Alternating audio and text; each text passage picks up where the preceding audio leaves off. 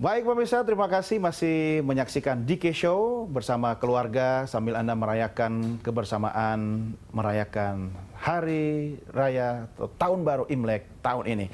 Ya, ada satu kondisi, Mas Suma, Pak Kris, ini kan generasi muda Tionghoa makin ke sini kan makin apa ya, banyak yang katanya sudah mulai lupa dengan akar budayanya dan sudah menjadi global citizen kan.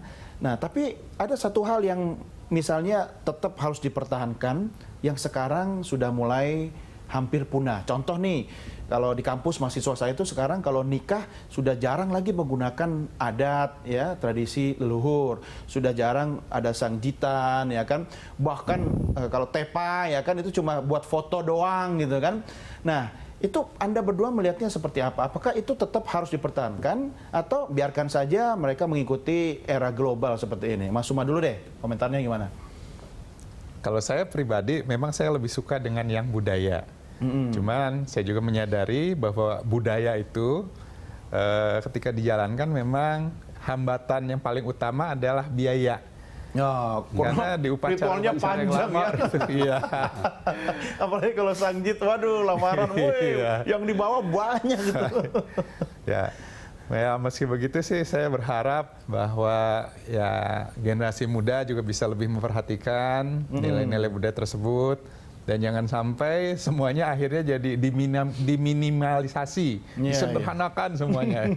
Juga jadi kurang bagus. Karena banyak nilai-nilai budaya kita yang sebenarnya bisa dikatakan lama, tapi memiliki nilai-nilai kepribadian yang baik. Betul. Ya. Sebenarnya kan yang diwariskan itu kan Pak Kris kan value-nya kan, nilainya kan.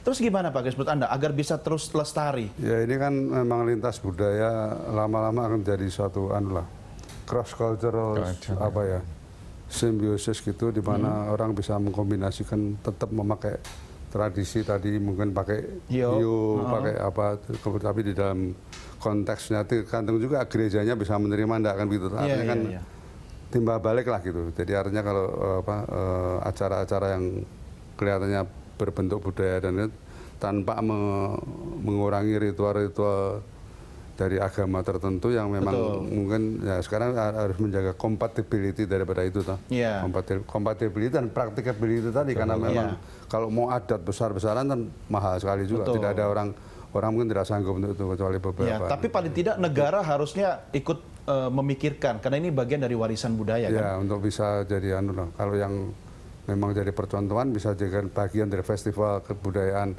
festival kesenian untuk memperkenalkan budaya-budaya. Tapi kalau budaya itu bertentangan dengan agama, nah silahkan ya kan, kembalikan ke agama masing-masing ya. Nah, ini Pak Kris dan Mas Suma, ini kan tahun ini merayakan Imlek, berkumpul bersama keluarga, tentu semangat keberagaman harus terus kita gelorakan. Bagaimana cara Anda berdua untuk tetap merayakan Imlek, tapi tidak kesannya eksklusif ya kan? Tetap bisa memberikan pesan kepada masyarakat yang tidak merayakan Imlek juga bahwa keberagaman itu bagian dari sebuah kekuatan. Kalau Mas Suma bagaimana? Ya. Kalau saya memang prakteknya sudah berjalan lama ya. Kalau kami biasanya mengadakan istilahnya silaturahmi itu terbuka. Jadi dulu itu di keluarga besar saya. Itu menyelenggarakan kegiatan yang mengundang tetangga-tetangga, juga acara-acara yang sifatnya meskipun dilakukan secara keluarga tapi terbuka kepada warga yang lain. Itu tidak ada eksklusivitas. Jadi ngundang warga lain boleh datang juga ya kan, ikut merayakan ya. Bukankah itu suatu hal yang membahagiakan ya kalau kita lakukan sekarang ini kan? Nah, kalau Pak Kris apa yang bisa sekarang ini jadwalnya justru semakin banyak sehingga saya sendiri harus sesuai dengan usia saya harus ada mengurangi karena saking banyaknya. Pak Kris yang didatengin kan. Saking banyaknya anak cucu ngumpul. Saking banyaknya organisasi yang membuat acara-acara itu sehingga mungkin akan lebih baik kalau lebih secara sederhana gitu ya, tidak terlalu hura-hura gitu. Itu mungkin lebih sesuai dengan situasi keprihatinan ekonomi saat ini sampai kita tetap menyongsong masa depan yang lebih produktif bersama-sama dengan seluruh warga Indonesia. Betul.